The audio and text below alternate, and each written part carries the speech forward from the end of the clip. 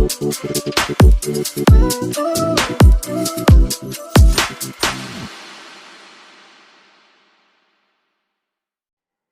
and welcome to my channel Free Education by Vijay. We're going to study the part 2 of chapter 4 of the book His First Flight of class 10. This is the part 2 of the chapter 4 named The Diary of Annie Frank. If you haven't watched the first part of this video, I'm going to provide you the link.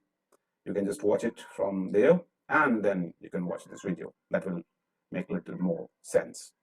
So without wasting any time, let's start. But before starting, it's a kind request. If you are new to my channel, please subscribe my channel. And if you really do like my videos, then please like, share, and subscribe. So let's start. Since no one would understand a word of my stories to Kitty if I were to plung right in. अब बात ये भी है, अगर मैं direct plunge right इन मतलब plunge मतलब होता है छलांग लगाना. आपने ये वर्ड पढ़ा होगा, मैं याद कीजिए. मैं देखिए कैसे कनेक्ट करता हूँ. ये प्लंग वाला वर्ड ना आपने इससे पिछले चैप्टर हिज फर्स्ट फ्लाइट में जो बर्ड वाला चैप्टर था, सीगल वाला, उसमें ये वर्ड पढ़ा था. अब आप जाके देखना कहाँ पर पढ़ा था. तो प्लंग का मतलब होता है छलांग लगाना, कूद पड़ना, कूद जाना. तो मैं नहीं चाहती थी कि मैं डायरेक्ट जो है अपनी किट्टी मैंने बताया डायरी का नाम उसने रखा था, उसमें मैं डायरेक्ट छलांग मार दूं, है ना, और स्टोरीज बताना शुरू कर दूं. अब मान लो आप डायरेक्ट स्टोरी बताना शुरू कर दो कि देखो मेरे साथ ऐसा हुआ वैसा हुआ, तो लोगों को समझ में नहीं आएगा ना. जो बाद में अगर वो डायरी पढ़ेंगे उनको क्या समझ में आएगा, किसकी कहानी है, कैसी लड़की थी वो. तो पहले अपना इंट्रोडक्शन तो देना होगा ना, मेरी लाइफ के बारे में थोड़ा बताना होगा ना. यही उसने सोचा.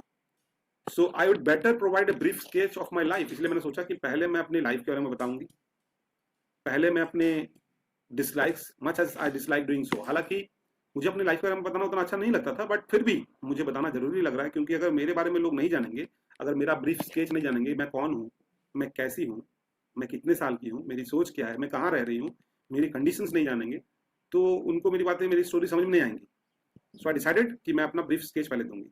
ठीक है, और देखिए वो अपना ब्रीफ स्केच कैसे देती है, थोड़ा देखिए. My father the most adorable father I have ever seen. मेरे पापा बहुत ही प्यारे पापा थे. जितने भी पापा मैंने देखा उनमें से सबसे प्यारे पापा थे. और देखिए हर बच्चे को अपने पापा सबसे प्यारे लगते हैं, इसमें कोई बुरी बात नहीं. तो यहाँ पर ये उसकी मासूमियत दिखाई दे रही है.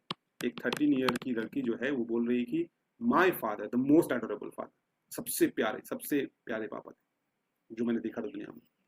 Did not marry my mother until he was 36. तो मेरे पापा ने तब तक मेरी मम्मी से शादी नहीं की जब उनकी उम्र 36 साल नहीं हो गई. ये बेसिकली ये बता रही है कि उनके पापा की कितने एज में शादी हुई थी, 36 ईयर्स में, एंड उसकी मम्मी के एज था 25. ठीक है, ये उसके पापा की एज हो गई, उसकी मम्मी की एज हो गई. She was 25. My sister Margaret was born in Frankfurt in Germany 1926. मेरी दीदी जिसका नाम मार्गरेट था, ठीक है, उसने अपनी सिस्टर का नाम बताया है मार्गरेट, और इसका जन्म कब हुआ था, 1926 में. डायरी लिखना कब शुरू किया था इसने, 1942 आई गेस. ठीक है, फर्स्ट एंट्री था ना, मैंने पहले बताया था, जाके देखिए. तो आप समझ सकते हैं उसकी दीदी उस समय कितने साल की थी, लगभग 16 ईयर्स की थी उसकी दीदी, और उसकी दीदी 16 ईयर्स की थी, 13 ईयर्स की थी, लगभग 3 साल छोटी. यस, 3 साल छोटी थी. देखिए उसकी दीदी का जन्म हुआ था जर्मनी में ही, फ्रैंकफर्ट में. मैंने बताया था इनकी फैमिली पहले से ही जर्मनी में रह रही थी. They were born in Germany, so they were by birth German, but by religion they were Jews. I was born on 12th June 1929. मेरा जो बर्थ हुआ था वो 1929 में हुआ था. उसकी दीदी का 1926, इसका 1929, 12th June. I live in Frankfurt until I was 4. और मैं भी फ्रैंकफर्ट में, जर्मनी का टाउन है, मैं फ्रैंकफर्ट में 4 साल की जब तक मैं थी तब तक रही थी. मतलब 1933 तक ये लोग जर्मनी में ही थे. ठीक है, 4 साल तक वो थे जर्मनी में. My mother Edith Hollander Frank, उसकी माँ का नाम दिया हुआ देख लीजिए, ये उसकी मदर है, Edith Hollander Frank. Went with him to Holland in September. मेरी मम्मी जो है मेरे पापा के साथ, ठीक है, हॉलैंड चली गई सितंबर महीने में. कब के सितंबर महीने में, आई गेस 1933 में. ठीक है, दिया नहीं हुआ है. While Margot and I were sent to Aachen to stay with our grandmother. ये जगह का नाम है. हमें Aachen भेजा गया हमारी दादी माँ के पास रहने के लिए, मुझे और मेरी दीदी को. Margaret went to Holland in December, Margaret भी उसी साल दिसंबर में चली गई 1933 में ही, और मैं भी अगले साल यानी कि 1934 में मैं भी फरवरी में चली गई, when I was plunked down on the table as a birthday present for Margaret. ठीक है, Margaret went to Holland in December and I followed in February when I was plunked down on the table as a birthday present for Margaret. और Margaret के लिए मुझे एकदम प्लंक्ड down मतलब नीचे एकदम टेबल पे रखा गया मार्गरेट के सामने बर्थडे प्रेजेंट के रूप में। मैं 3 साल छोटी थी उससे, छोटी सी ही थी इसलिए। I started right away at the Montessori nursery school, मैंने अपनी पढ़ाई जो है, ये देखिए प्लंग डाउन का मीनिंग दिया हुआ है, an informal word put down in a casual way, मतलब कैजुअल तरीके से मेरे सामने अब उसकी दीदी के सामने मुझे रख दिया गया। मैंने अपनी पढ़ाई I started right away at the Montessori nursery school, मैंने अपनी पढ़ाई मॉन्टेसरी नर्सरी स्कूल से शुरू की थी, और I stayed there until I was 6, मैं उसी मॉन्टेसरी नर्सरी स्कूल में जब तक 6 साल की नहीं हो गई तब तक मैं वहीं पर थी। Eight which time I started in the first form, 6 साल की उम्र में मैं क्लास 1 में गई। In the 6th form my teacher was Mrs cuprous, अब वो अपनी कहानी को थोड़ा सा आगे बढ़ा रही है। In the 6th form, 6th form मतलब 6th क्लास में जब वो थी तो उसकी टीचर का नाम था Mrs Kuperus, the head mistress, वो हेड मिस्ट्रेस भी थी। At the end of the year we were both in tears as we said a heart breaking farewell, तो एकदम at the end of the year we were both in tears as we said a heart breaking farewell, जब साल खत्म हुआ उस school से मैं निकल रही थी, मैं और मेरी हेड मिस्ट्रेस टीचर दोनों के लिए ही बहुत ही दुखद था। हम लोग दोनों एक दूसरे को बहुत पसंद करते थे, मेरी टीचर भी मुझे बहुत प्यार करती थी और मुझे भी मेरी टीचर बहुत प्यारी थी, और उस समय एक हार्ट ब्रेकिंग फेयरवेल हुआ, हम लोग दोनों की एक बहुत ही दर्द विदारक, एकदम दिल तोड़ देने वाला जो है जुदाई हुई, फेयरवेल हुआ। इन द समर ऑफ 1941, अब 1941 के समर की बात है, 1941 grandma fell ill and had to have an operation, मेरी दादी माँ जो कि जर्मनी में थी वो बीमार पड़ गई और उनका एक ऑपरेशन हुआ। So my birthday past with little celebration, तो मेरी दादी माँ जो है उनका हेल्थ अच्छा नहीं था, इसलिए मेरा बर्थडे जो था लगभग 12 जून उसी के आसपास वो बीमार पड़ी थी, उनका ऑपरेशन हुआ, और इसलिए मेरा बर्थडे जो है वो बहुत अच्छा सेलिब्रेट नहीं हो पाया, थोड़ा मोड़ा हुआ but little celebration. Grandma died January 1942, तो ग्रैंडमा जो है वो जनवरी में 1942 में उनकी डेथ हो जाती है। No one knows how often I think of her and still love her, किसी को नहीं पता कि मैं दादी माँ के बारे में कितना सोचती हूँ और आज भी उनसे बहुत ज्यादा प्यार करती हूँ। This birthday celebration in 1942 was intended to make up for the other, ये जो 1942 में हुआ दादी माँ के मरने के बाद लगभग 4-5 महीने के बाद जून में 12 जून को, ये बर्थडे पिछले वाले बर्थडे की भरपाई करने के लिए था, एक तरह से कहा जाए, ठीक है ना। To make up for other, make up for other मतलब जो नहीं कर सेलिब्रेट कर पाए थे पिछले साल उसका मेकअप करने के लिए, इसीलिए मैंने ग्रैंडमा का कैंडल जो है मेरे केक में साथ में जलाया विद द रेस्ट। बाकी जो भी कैंडल्स थे 13 कैंडल होंगे, मे बी उस समय वो 1942 में 13 ईयर्स की थी, तो उसके साथ साथ मैंने अपनी दादी माँ का कैंडल भी साथ में उनके नाम से जलाया था। इससे पता चलता है कि she used to love her grandmother very much and she missed her grandmother very much after her death. The 4 of us are still doing well. 4 of us means Annie Frank, her sister Margot, and her parents, mother, father. And that brings me to the present date of 20th June 1942. देखिए आज ये जो हम लोग पढ़ रहे हैं ये डेट था 20th जून 1942, ठीक है, 20th जून 1942 का डेट था, आज मैं प्रेजेंटली लिख रही हूँ। And the solemn dedication of my diary, ये पहला मैंने बताया था ना फर्स्ट डायरी एंट्री उसने कब लिखी थी, तो ये 20th जून का है। ये पहला, सोलम मतलब सिंगल, एलोन सिंगल, तो ये पहला एकमात्र डेडिकेशन मतलब हम लोग बोल सकते हैं समर्पण इस डायरी के प्रति जो मैंने पेज लिखा था, ये पहला पेज था, ये पहला डेट था जिसकी एंट्री मैंने लिखी थी, जिसकी सारी डिटेल्स मैंने लिखे थे। तो ये देखिए किस तरीके से उसने डायरी को लिखा है, you can understand she was a good thinker as well as a good orator as well as a good writer. That's why she was able to express her feelings the way we are actually getting it. उसने उन बातों को उस तरीके से लिखा है, हम लोग उस बातों को उस तरीके से समझ पा रहे हैं बहुत अच्छी तरीके से। 13 साल की लड़की कितना अच्छा लिख पा रही है। So let's discuss the oral comprehension before moving ahead. Why does Annie provide a brief sketch of her life? अभी भी मैंने डिस्कस किया था। I am pretty sure that you will be able to answer this question. चलिए आपने सोच लिया होगा मन में, फिर भी मैं बता देता हूँ। You know, Annie thought that if she would, jot down everything, if she would just plug in to write the details of everyday's life, no one will be able to understand and no one will be interested, because no one will know her first. So to know her, she must provide a brief sketch of her life, ताकि उसको उसकी बातों को समझने से पहले, उसके daily life को पढ़ने से पहले उसको लोग समझ सके, और यही उसका आइडिया था, इसीलिए उसने अपना लाइफ का ब्रीफ स्केच प्रोवाइड किया. What tells you that any loved her grandmother? तो ऐसा आपको कैसे लगता है कि वो एनी जो है अपनी दादी माँ से बहुत ज़्यादा प्यार करती थी, आपको कैसे पता चला? तो इसका बहुत ही अच्छा सा सीधा सा एग्जाम्पल है. She lit a candle for her grandmother on her 13th birthday. That means on 12th June 1942, on the year in the year where the grandmother died, in which year the grandmother died, that year only. Her grandmother died in January, and she celebrated her birthday on 12th June 1942, and she kept or she lit one extra candle in the name of her grandmother. So this tells us that she loved her grandmother, and even she told us that no one knows how much she loved her grandmother and how much she missed her grandmother. So आगे बढ़ते हैं. So second part में हम लोग जो है एक diary entry देखने वाले हैं जो एनी फ्रैंक ने लिखा था. We came to know in the first part why she started keeping a diary, why she actually needed to write a diary, as she suggested that she didn't have any friend, or whatever we can say is she didn't have any true friend. And so she started keeping a diary from the age 13, and she started writing diary. She also named her diary as Kitty. She also feels that paper has more patience than people, and she can easily confide little better with a diary than in comparison to a true friend. Here, this is the next entry in the diary.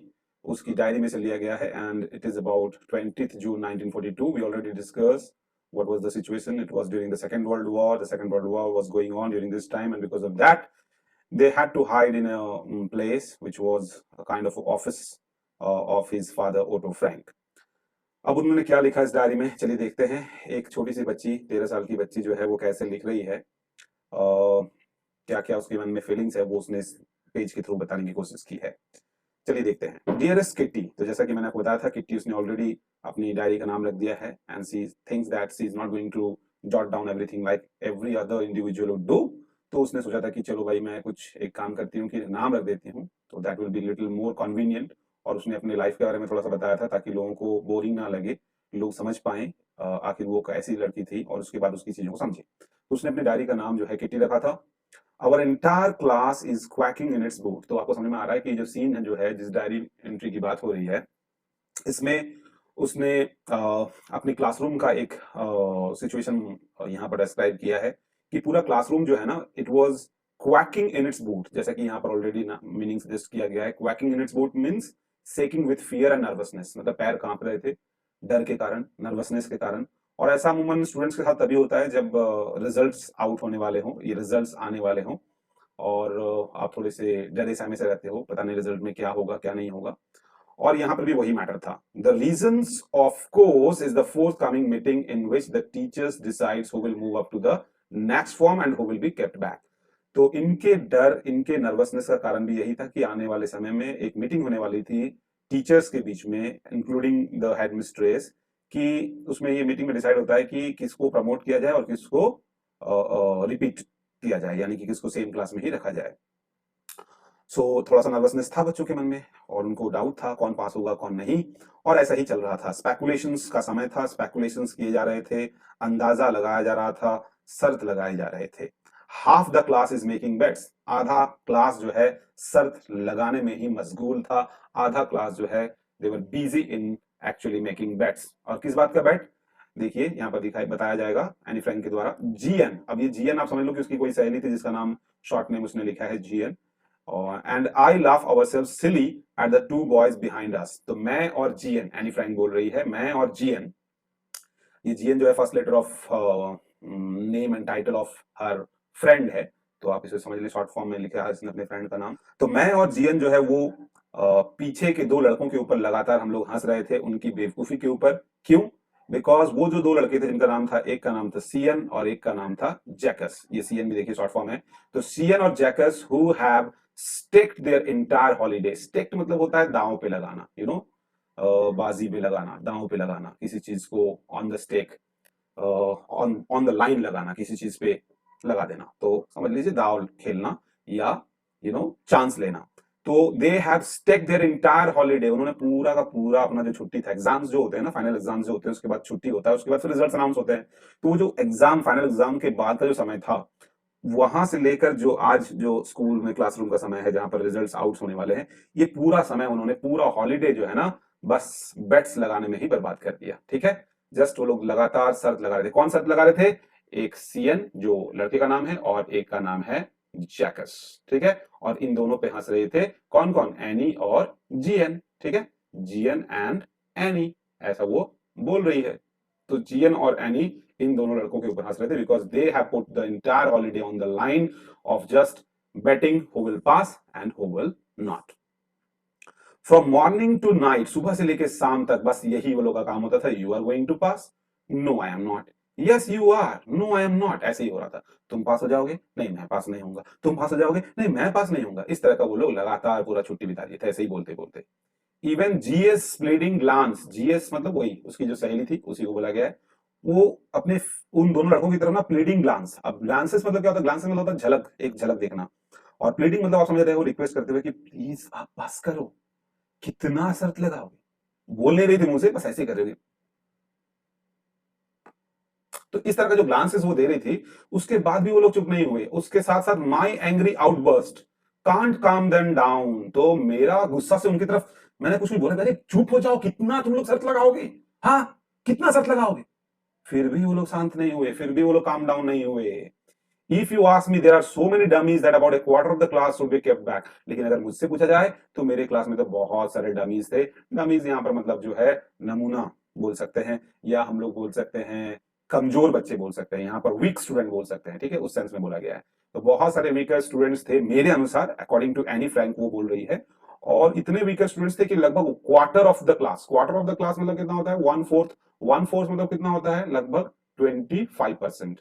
तो अगर उसको numbers में सो किया जाए, rational में तो 1/4 होगा, और अगर परसेंटेज में तो 25% स्टूडेंट ऐसे थे जिनको कि पीछे रख देना चाहिए था, यानी कि जिनको रिपीटर्स बनाया दिया जाना चाहिए था, according to me, that means according to Anne friend.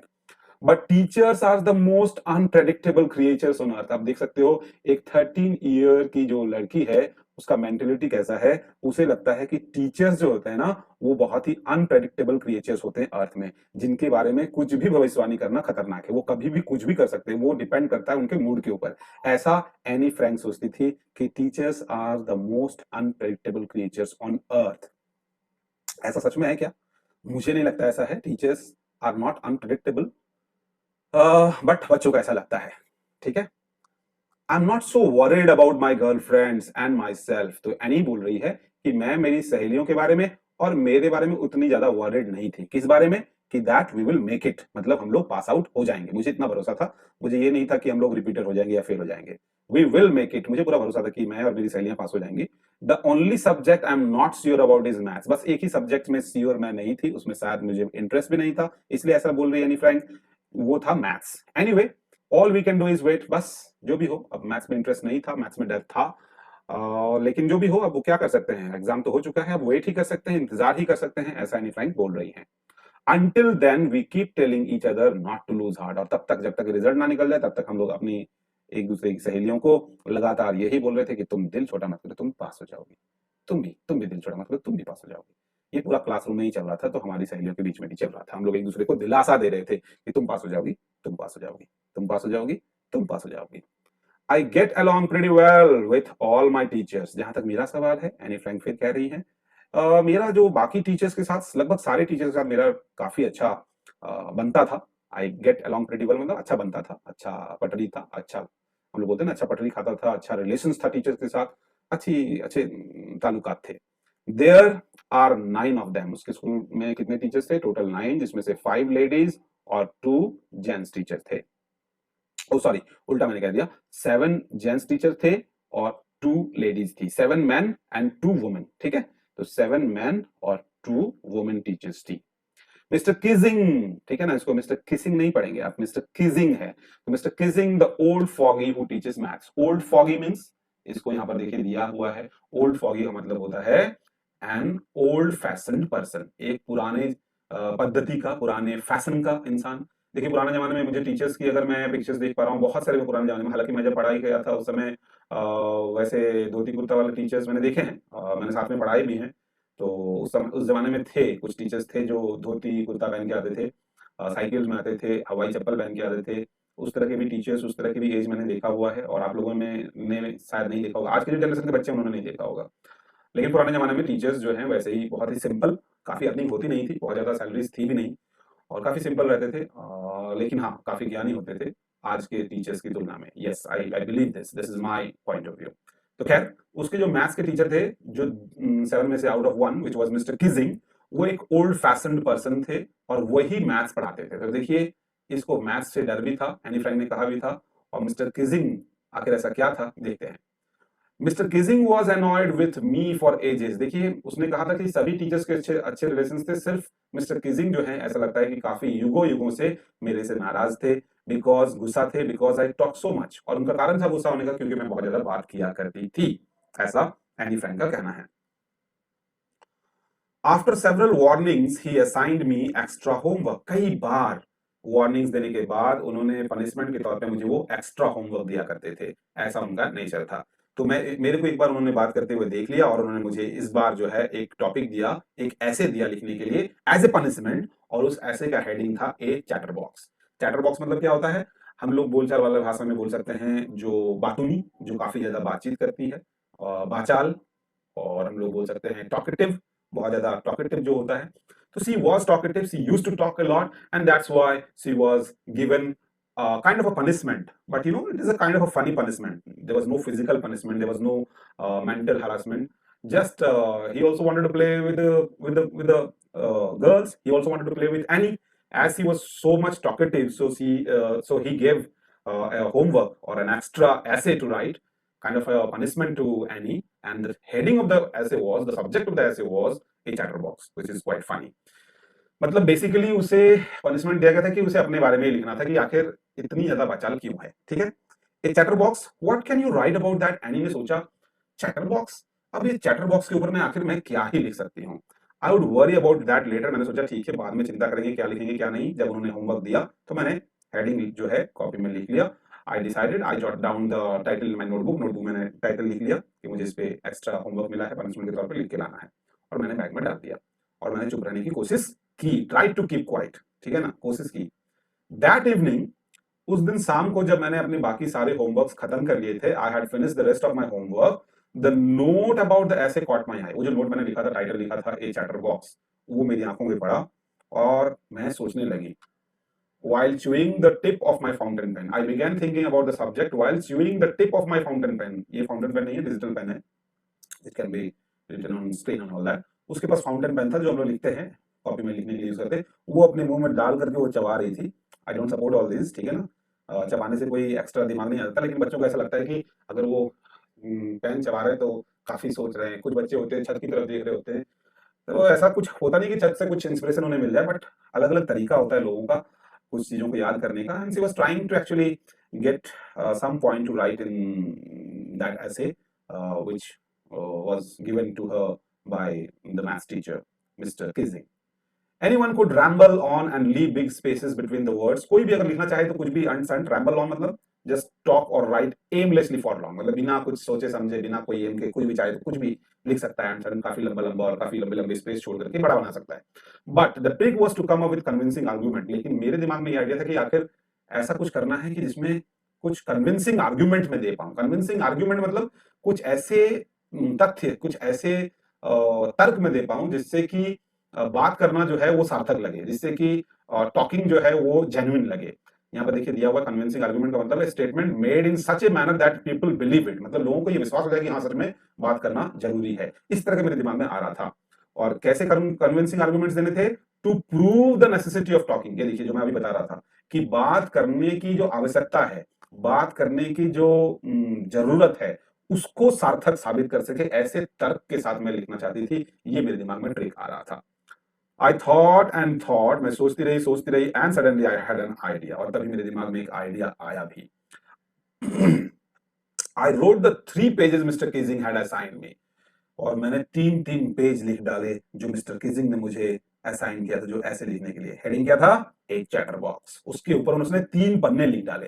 And was satisfied, और मैं संतुष्ट भी हो गई थी कि हाँ इतना काफी है। इतनी मैंने आर्गुमेंट्स दे दिए थे कि हाँ टीचर को भी लगेगा कि yes there is absolutely necessary for a children to actually talk a bit. I argued that talking is a student trait. मैंने पहला तथ्य या कारण हम लोग बोल सकते हैं, या हम लोग लॉजिक जो है, तर्क जो है वो बोल सकते हैं, उसने मैंने दिया। वो ये था कि बात करना बच्चों का ट्रेट है। ट्रेट मतलब गुण है, बच्चों का ये नेचुरल गुण है बात करना। And that I would do my best to keep it under control. मैंने कहा कि ये बात करना जो है बच्चों का नेचुरल गुण है। हाँ ये अलग बात है कि मैं कोशिश करूंगी इसे अंडर कंट्रोल कर सकूं, इसे जो है पूरी तरह से तो ठीक नहीं कर पाऊंगी, लेकिन कोशिश करूंगी कि अंडर कंट्रोल कर सकूं। But that I would never be able to cure myself of the habit since my mother talked as much as I did, if not more. लेकिन हाँ ये भी बात है कि मैं इसे पूरी तरह से ठीक नहीं कर सकती। उसने तर्क में क्या लिखा कि बात करना बच्चों का गुण है, मैं इसे कंट्रोल करने की कोशिश करूंगी, लेकिन मैं गारंटी नहीं देती कि मैं इसे पूरी तरह से ठीक कर पाऊंगी। क्यों? क्योंकि मेरी माँ भी उतना ही ज्यादा बात करती है। अगर मेरे से ज्यादा नहीं करती है, मैं अंदाजा लगा रही हूँ, मतलब मेरे बराबर तो जरूर करती है। अगर मेरे से ज्यादा नहीं करती है तो, लेकिन मेरे बराबर इतना ही करती है बात। तो जब मेरी माँ बात करती है तो मैं क्यों नहीं बात करूं? मतलब इसका तर्क देखो। And there is not much you can do about inherited traits. और एनी फ्रैंक का कहना था कि देखिए क्योंकि मेरी माँ बात करती है तो ये जो बात करने वाला गुण है वो मेरी माँ से मुझे मिला है।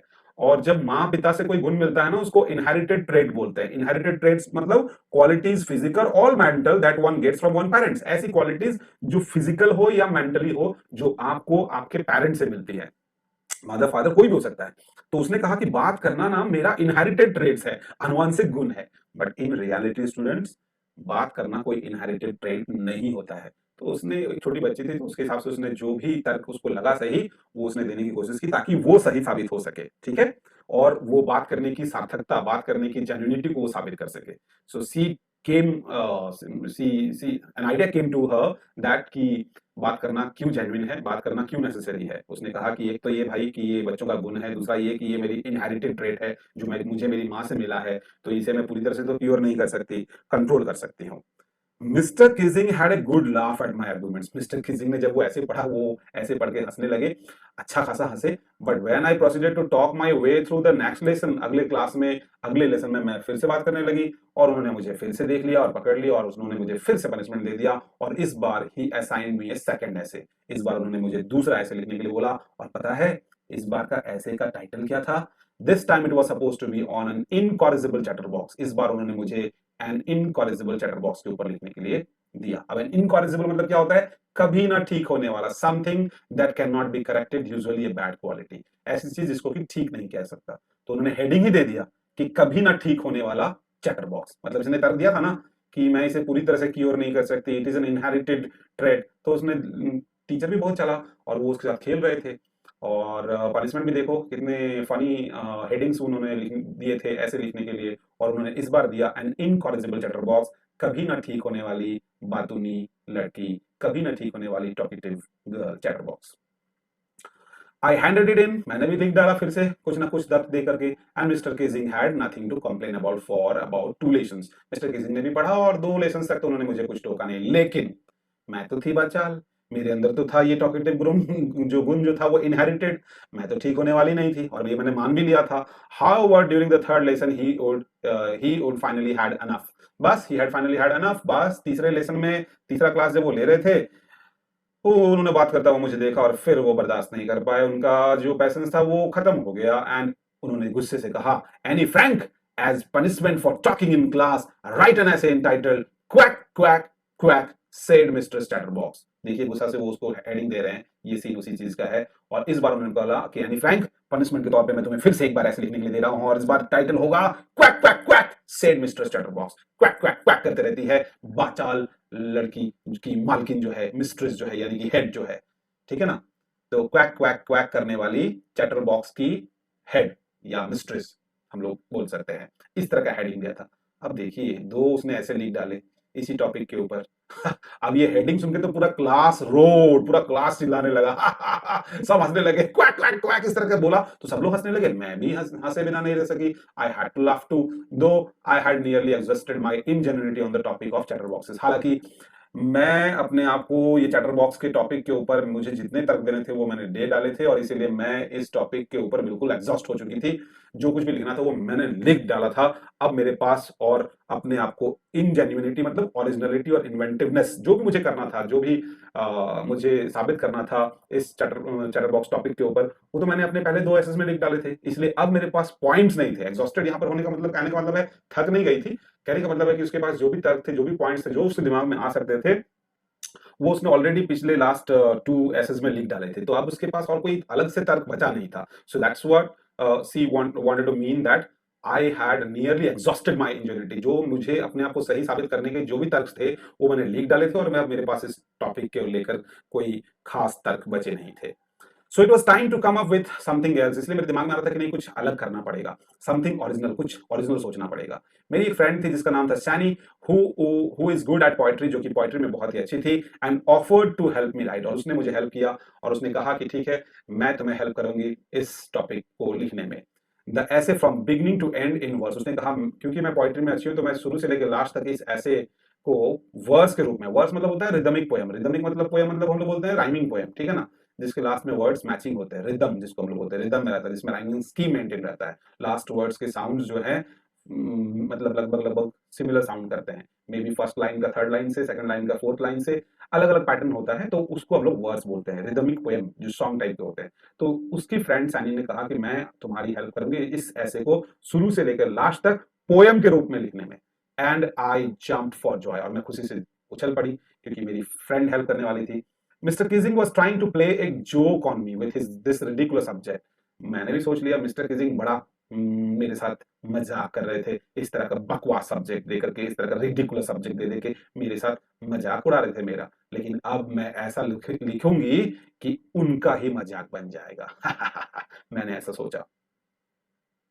आई फिनिश्ड माई पोएम, मैंने अपना पोएम लिखकर खत्म कर डाला, and it was a beautiful one. काफी अच्छा पोएम बन चुका था। इट वाज, और उसमें कुछ मैंने टॉपिक्स कहानी टाइप का भी डाल दिया था। It was about a mother duck, एक मदर डक के बारे में था और एक फादर स्वान के बारे में था। यू नो फादर मदर, तो डक का जो यू नो पुलिंग होता है उसको हम लोग स्वान बोलते हैं। तो मदर डक और फादर स्वान के बारे में था, जिसके 3 डकलिंग्स थे, 3 बेबी डकलिंग थे, छोटे छोटे डक के बच्चों को डकलिंग्स बोलते हैं। और इन डकलिंग्स को उसके पापा जो है मार मार के मरा देते हैं, सिर्फ इसलिए because they quack too much, क्योंकि वो बहुत ज्यादा क्वैक क्वैक करते थे। देखिए थीम कितना अच्छा उसने देने की कोशिश की, कितना अच्छा मैसेज देने की कोशिश की, कि देखिए यहाँ पर उसने सिंबॉलिकली फादर स्वैन जो है वो टीचर को कहने की कोशिश की, और बेबी डकलिंग्स अपने आप और बाकी बच्चों को कहने की कोशिश की, सिंबलाइज करने की कोशिश की। और उसने कहा कि देखिए बच्चे जब पैदा होते हैं, डकलिंग्स जो पैदा होते हैं, वो तो क्वैक क्वैक क्वैक करेंगे ही करेंगे, because it is there natural trait, ये उनका नेचुरल गुण है, वो क्वैक क्वैक क्वैक क्वैक करेंगे ही करेंगे। लेकिन उसके पापा को क्या उन डकलिंग्स को मार के मरा देना चाहिए? क्योंकि सिर्फ इसलिए क्योंकि वो क्वैक क्वैक क्वैक करते हैं? तो सिमिलरली वो एक सिंबोलिज्म के तौर पर ये बताना चाह रही थी कि we are children, we are like the ducklings, we will do talking like the ducklings used to quack, so we will also you know talk, or we will also quack, just we are little kids. So is it necessary for fathers to kill the children for just quacking, just talking? तो ये message देना चाह रही थी teacher को कि क्या आपको मेरी बातचीत करने पर मुझे आप जान से मार दोगे, या मतलब इतना पनिशमेंट दोगे मुझे? इस तरह का वो मैसेज देना चाह रही थी टीचर को। And luckily mister किजिंग took the joke the right way. ये जो जोक उसने किया था, ये जो कहानी के थ्रू मैसेज देने की कोशिश की थी, मिस्टर किजिंग ने इस जोक को बिल्कुल राइटली लिया। He read the poem to the class, उसने ये पोएम सुनाया सारे क्लास को, और कुछ कमेंट्स भी इसमें ऐड कर डाले उसने, and to several other classes as well, और बाकी क्लासेस को भी उन्होंने सुनाया इस पोएम को। Since then I have been allowed to talk and haven't been assigned any extra homework. लगता है कि मिस्टर किजिंग को पॉइंट मिल गया, उन्हें भी एहसास हुआ होगा कि सही बात है, बच्चों का बात करना नेचुरल ट्रेट है, उसको पूरी तरह से क्योर नहीं कह सकता, हाँ अंडर कंट्रोल किया सकता, but still they can not be cure completely, उनको कंप्लीटली स्टॉप नहीं किया सकता। बच्चे जितना बातचीत करेंगे उतना ज्यादा बेहतर होंगे, उतना ज्यादा एक्सप्रेसिव होंगे, ठीक है ना। तो ये टीचर को मैसेज मिल गया था, और इसलिए उन्होंने सारी क्लासेस, दूसरी क्लासेस में भी ये पोएम को सुनाया जो एनी फ्रैंक ने लिखा था। और उस दिन से मुझे कोई भी एक्स्ट्रा होमवर्क नहीं मिला, ठीक है। एंड ऑन द कंट्रारी, दूसरी तरफ mister Keesing always making jokes these days, और मिस्टर किजिंग तो आजकल दूसरी तरफ खुद मजाक करने लगे हैं, और इतने अच्छे हो गए हैं उस पोयम, उस ऐसे को पढ़ने के बाद से, उस घटना के बाद से। Yours any. तो देखिए ये एक लेटर टाइप का जो है उसने डायरी एंट्री में लिखा है, और आपको मैंने शुरू में बताया था कि ये उसने किसको लिखा है, ये उसने अपनी डायरी किट्टी को लिखा है, उस डायरी का नाम उसने किट्टी रखा था, और इसलिए वो तुम्हारी दोस्त एनी, अपना बेस्ट फ्रेंड मानती थी उस डायरी को। देखिए this diary entry has been extracted from the diary of young girl with slight adaptation. थोड़ा बहुत चेंजेस किया गया बिकॉज उसमें और भी बहुत सारी चीजें थी, लंबा स्टोरी हो सकता था, उसको काट काट के छोटा किया गया ताकि आपके सिलेबस में ये एक्वायर हो सके। So we have come to the end of the chapter. तो आप समझ सकते हैं कि एक छोटी सी 13 साल से 16 साल के बीच की लड़की जो है वो डायरी एंट्रीज लिखती है। और भी बहुत कुछ है, अगर आपको पढ़ना है तो आप ये जो बुक है the diary of Anne Frank, जरूर, छोटी सी पतली सी बुक है, ज्यादा प्राइस भी नहीं है, आप इसे लेके पढ़ सकते हैं। आपको सेकेंड वर्ल्ड वॉर के दौरान की परिस्थितियां क्या थी वो पता चल जाएंगी, साथ ही साथ स्टूडेंट्स के दिमाग उस समय कैसे चलते थे, बच्चे कैसा फील करते थे, उस समय के क्लासरूम कैसे होते थे, और बहुत सारी चीजों का पता चलेगा उस समय के बारे में। So it will be a wonderful experience if you will just read it through. मैंने पढ़ा हुआ है, काफी बच्चों को पढ़ाया भी हुआ है, तो इसलिए आप भी अगर चाहें तो एक्स्ट्रा अगर स्टडी करना चाहते हैं तो इसे पढ़ सकते हैं। So before ending the video हम लोग थोड़ा सा ओरल कॉम्प्रिहेंशन भी कर लेते हैं। मेरा पर्पस होता है वीडियो बनाने का कि आपको एक मतलब इंटरनल सेंस में दे पाऊं चैप्टर का, जो इन डेप्थ एनालिसिस जो है वो चैप्टर का वो हम लोग कर पाएं, ताकि सारे क्वेश्चंस के आंसर जो है ना वो आप खुद ब खुद दे पाएं। मेरा यही प्रयास होता है। तो अभी देखिए जो हम लोगों ने पढ़ा उसके हिसाब से क्वेश्चंस काफी इजी लगेंगे आपको पढ़ने के बाद। Let's check it out. Why was mister Keesing annoyed with Anne? Mister Keesing जो है वो एनी के साथ क्यों गुस्सा थे, अनॉयड थे? So we all know that Annie was little talkative. She was a chatterbox. He used to talk much with students, and that's why Mr. Kissing was annoyed with Annie. What did he ask her to do? He every time he used to ask her to write an essay on some ridiculous subjects, on some funny subjects or headings. ठीक है? On the first time, if we will be specific about this question, then we can write it that at the first time he gave the heading of a chatterbox to write on, to write an essay on. तो ये हम लोग दे सकते हैं। And the second time an incorrigible chatterbox, and at the third time quack quack quack said Mister Chatterbox. तो first time वाला लिख देंगे तो काफी हो जाएगा। How did Anne justify her being a chatterbox in her essay? तो देखिए ये फर्स्ट टाइम के बारे में ही है।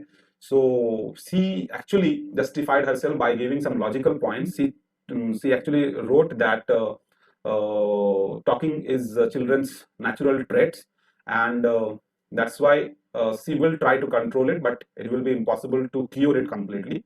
And she had also written that as her mother used to talk much, if not much, then very similar to her. So she has, she got this trait from her mother. So definitely this trait is an inherited trait which she has acquired from her mother. So this cannot be cured, क्योंकि हम लोग जानते हैं कि जो inherited traits होते हैं, जो अनुवांशिक गुण होते हैं, उनको ठीक नहीं किया जा सकता, वो नेचुरल होते हैं। ऐसा उसने तर्क देने की कोशिश की थी। Do you think Mr. Kissing was a strict teacher? Well, in some sense, yes. In some sense, no. So we can't say he was a strict teacher. See, he has not actually punished physically or harshly to, Annie. Even repeatedly, she used to talk, and she was caught talking, but still, he didn't, punished her severely. He always used to give her a simple or kind of a funny topic to write an essay on. So he was actually a funny teacher, and at the end also, you can see whenever Annie used to write the essays on, and he used to get it quite positively, and at the end also he got that message which Annie had written in her essay, which was written in a verse form, and he got the point, and he started, he started allowing all the children to talk, and even he started making fun at the end. So he was not a strict teacher. What made Mr. Kissing allow Annie to talk in the class? We already discussed this in the last questions only. तो हम लोगों ने already discuss कर दिया कि आखिर क्यों उन्होंने allow किया. The last essay when Annie wrote that essay in the form of a verse where she gave kind of a message with the story of mother duck and father swan having 3 ducklings, and the father swan actually bitten the 3 ducklings just because of quacking. So he gave the right message, and Mr. Kissing also took that message correctly, and he came to realize that definitely talking is kind of a student trait, and it can be controlled, but it can't be cured completely. And then he allowed everyone to talk in the class. So इस तरह के question जो है ना, ये आराम से आप आंसर कर सकते हैं अगर आप स्टोरीज को अच्छे से पढ़ेंगे, इन डेप्थ एनालिसिस समझेंगे। एंड ये बाकी जो थिंकिंग अबाउट द टेक्स्ट है, ये उम्मीद करता हूँ कि आप सारे के सारे आंसर्स दे पाएंगे। तो मिलते हैं नेक्स्ट वीडियो में, तब तक के लिए good night, see you in the next video. अगर आपको मेरा वीडियो अच्छा लगे तो प्लीज लाइक किए बिना ना जाएं, और बाकी स्टूडेंट्स के साथ भी शेयर करें ताकि ज़्यादा से ज़्यादा लोगों को फ़ायदा पहुंचे। एंड अगर आप मेरे चैनल में नए आए तो प्लीज़ चैनल को सब्सक्राइब कर लें और बेल आइकन को दबा दें ताकि आने वाली वीडियोस की नोटिफिकेशन आपको मिलती रहे। Thank you, see you in the next video.